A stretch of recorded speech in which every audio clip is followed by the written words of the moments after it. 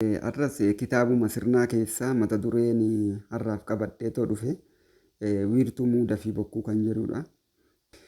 Otoo sirni siyaasatii fi barsiisni amantiin dhufin dura saboonni addunyaa kanaa hundi isaaniitu sirna xabboo kan mataa isaanii qabaachaa turanii. Erga barsiisni amantii fi sirni siyaasaa dhufee booda garuu baay'een isaanii gatanii kaan immoo harka diigameera. Kaan immoo hambaadhaan qabatee jira. Fakkeenyaaf kan akka gadaa Oromoodhaa jechuudha. Kan hafan keessaa baraaramanii haga ammaa dhaloota ammaa bira ga'an keessaa tokko gadaa Oromooti. Sirnoota xabboo keessaa jechuu kooti. Egaa sirnoonni xabboo wiirtuun isaanii muudaa fi bokkuudha. Akkuma kanaan dura jedhee wiirtuun muudaa hariiroo sirna uumamaa fi uumaa wajjin jiru kan qajeelchuu fi hoogganu yoo ta'u, wiirtuun bokkuu immoo seera yookiin immoo bulchiinsa jechuudha.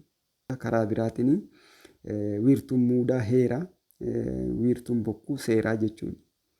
Heera fi seeratu walitti dhufee sirna ta'a.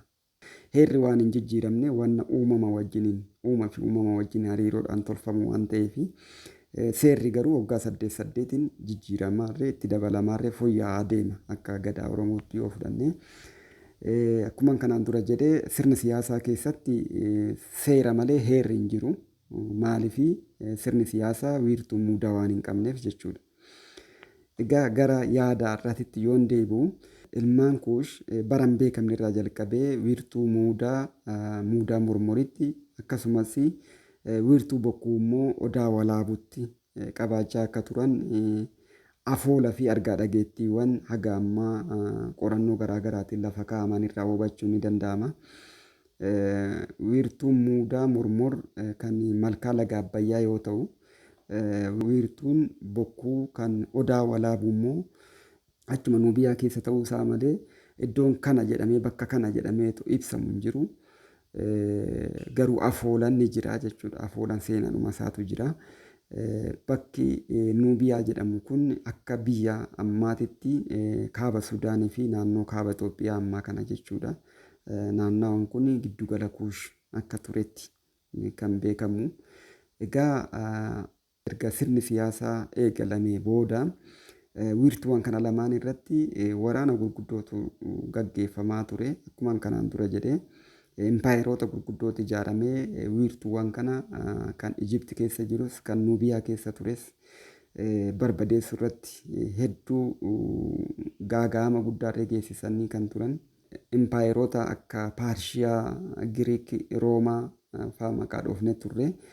Akkasumas impaayera Roomaatiin kan ijaaramee mootummaan Aksum.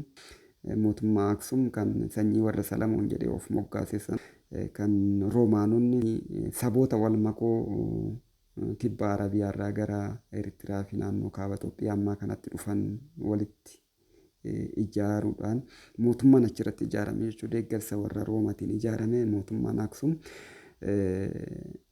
jaarraa tokkoffaarra ijaarame. Keessawuu erga mootummaan Aksum haaraan kun ijaaramee booda wiirtuu muudaa kan muudaa mormor kanarratti lola gurguddootu gaggeeffamaa akka ture seenaan adda addaa ni ibsa.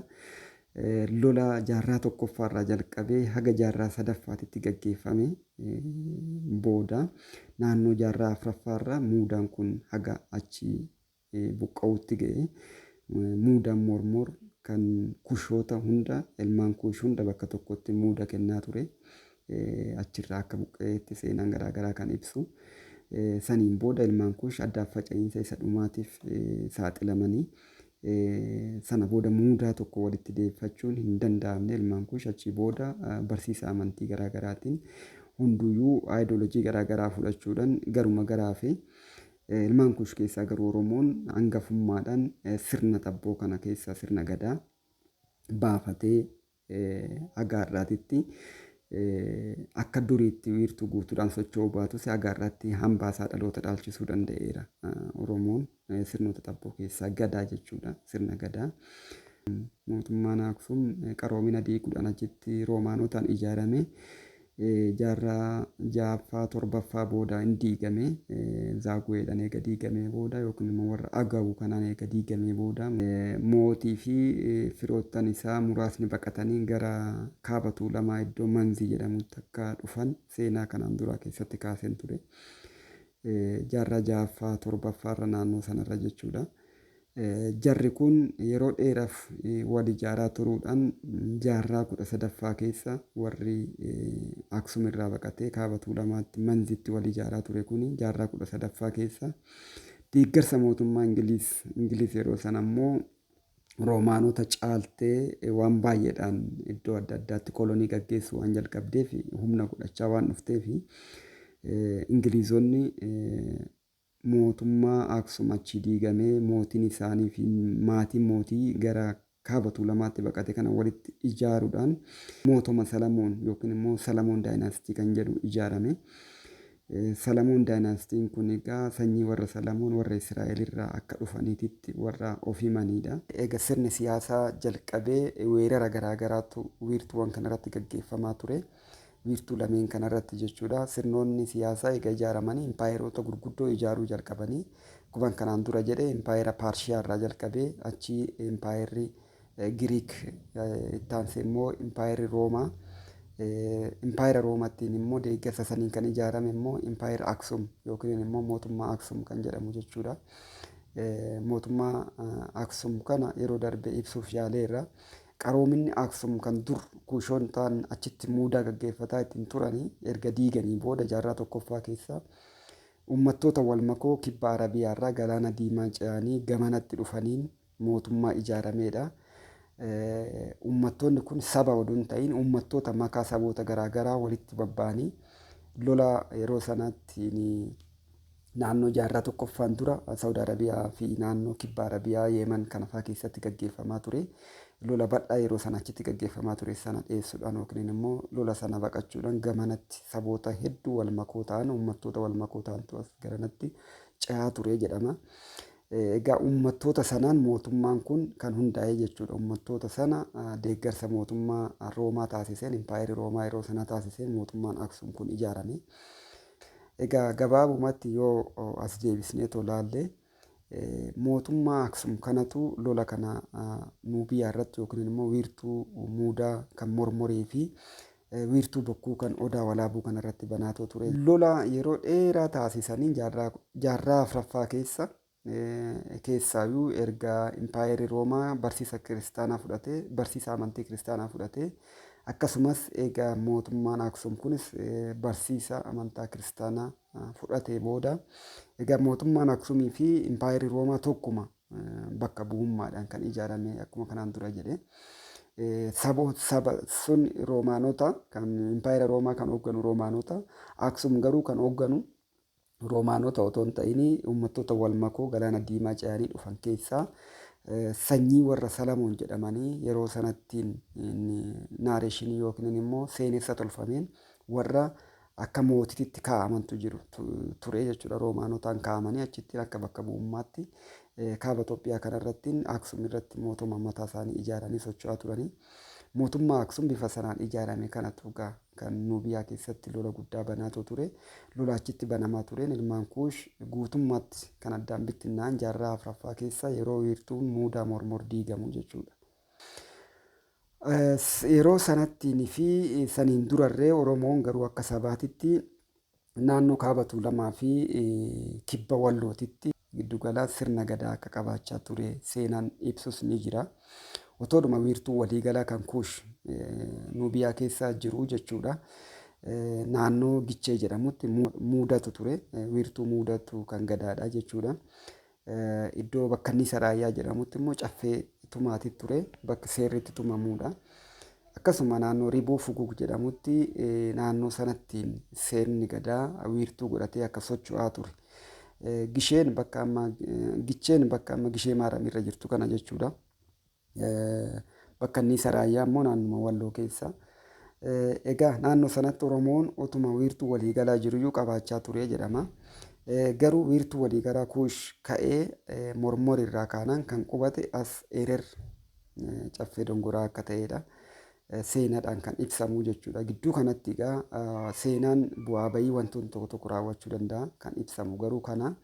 Egaa Ereritti dhufanii booda muudaan Ereritti dhufe Erer caffee dongoraa yookiin immoo muudaa Finfinnee kan jedhamu kana jechuudha. Wiirtuun bokkuu immoo Odaa Nabee qabate jechuudha.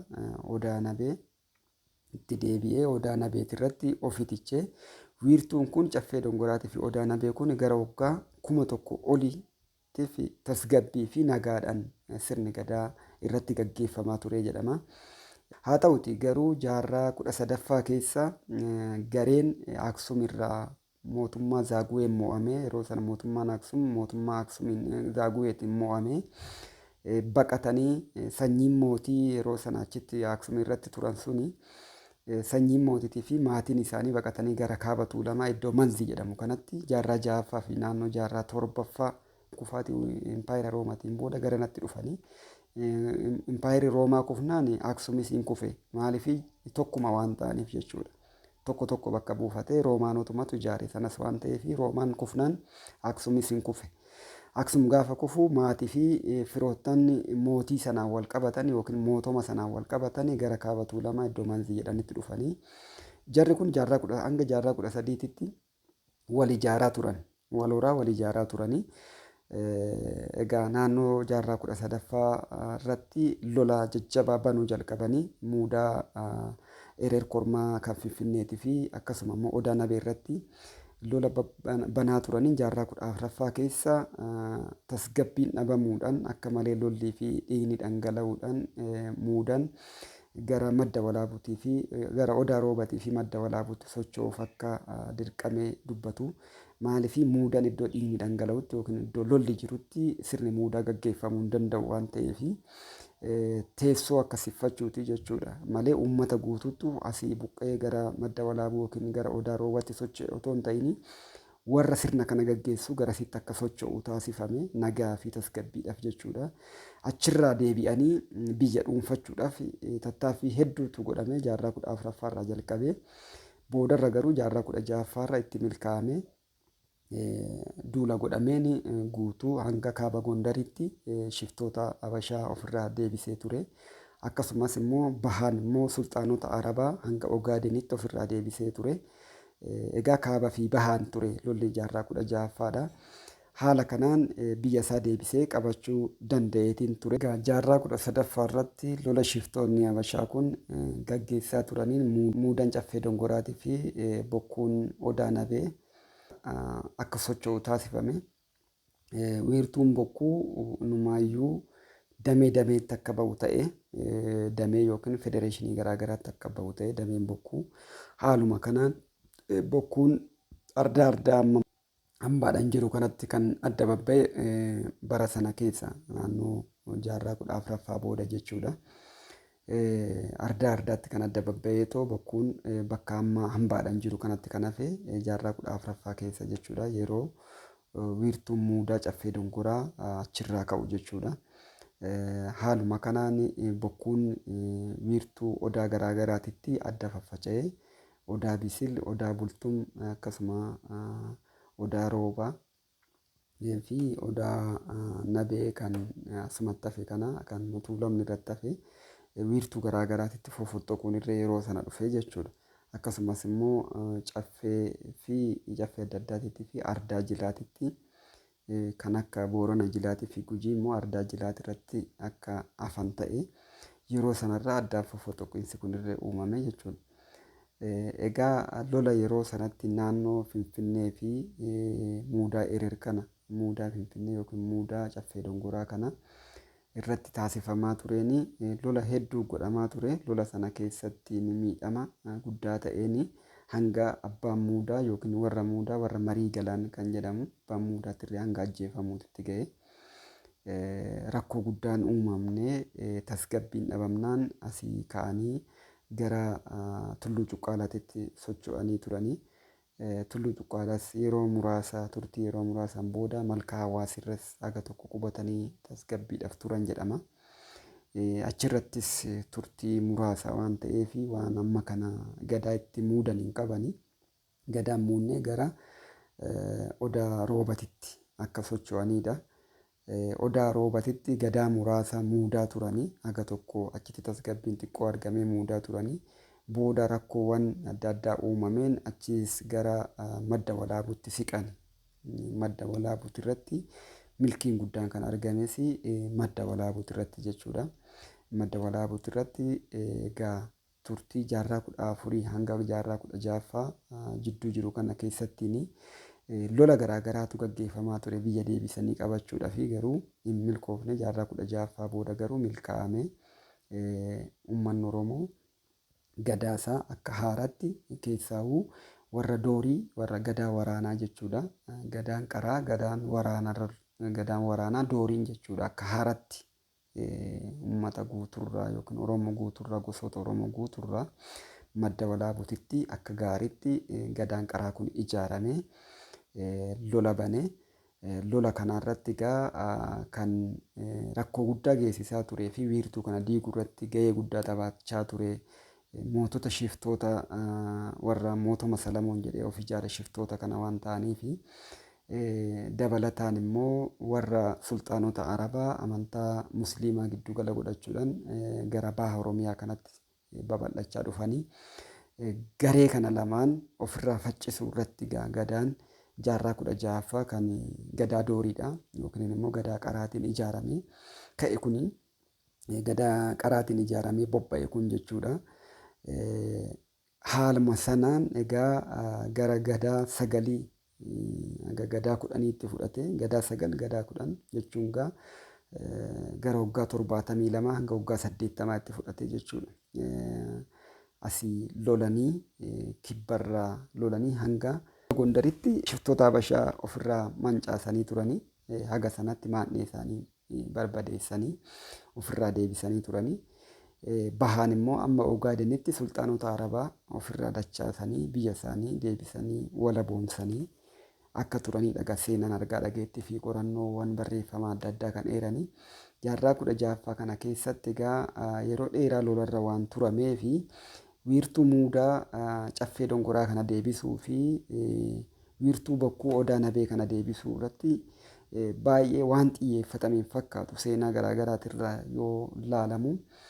Wiirtuun muudaa kun otoo hin deebi'in yeroo dheeraaf naannoo jaarraa 18-19 lolumarra fi amala mootoma warri gadaa qaraa kun immoo abbootiin duulaa kun jechuudha.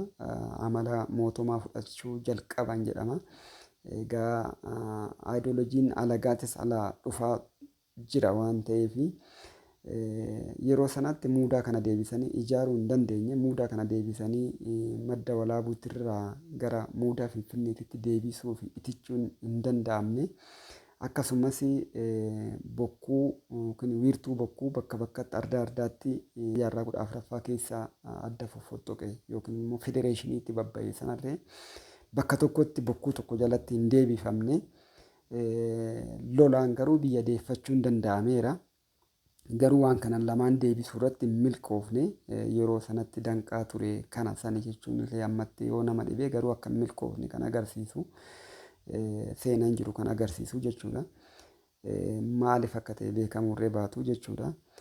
Haala kana keessatti egaa diinni dhawaatan tooftaa jijjiirrachuudhaan uummatumatti sirnuma gadaa kana keessatti seenuudhaan laaffisuu irratti jechuun uummata eenyummaa isaatirraa ayyaantummaa isaatirraa adda kutuu irratti baay'ee hojjetamaa ture karaa barsiisa amantiitiin.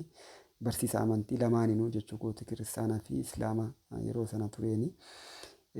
Uummanni laafina ayyaantummaarraa adda cituu fi eenyummaa isaatti cichoominaa fi jabina duraan qabu san dhabaa dhufuurraa naannoo jaarraa 19ffaa jalqabarraa shiftoonni yeroo sanatti muudaa caffee dongoraa diiganii turan sun caffee dongoraa fi bokkuu odaa nabee akka buqqa'u sababa ta'an sun tooftaa garaagaraatiin of ijaaruudhaan uummatuma keessatti of ijaaruudhaan akkasumas immoo gantoota uummata keessaa qabachuudhaan ofitti madaqsuudhaan humna isaanii suuta suutan bal'ifachuudhaan teessuma isaaniitirree beezii isaanii kaabuma tuulamaa kana naannoo manzii jedhamu kanatti akka gaariitti beezii isaanii tolfachuudhaan dhawaatan gara Finfinneetitti karaa lolaatiin odoo hin ta'in karaa abshaalummaatiin sossobbii fi firooma soddooma soddaa ta'uudhaan waan akkasiitiin gara Finfinneetti dhufuu jalqabanii naannoo Inxooxxoo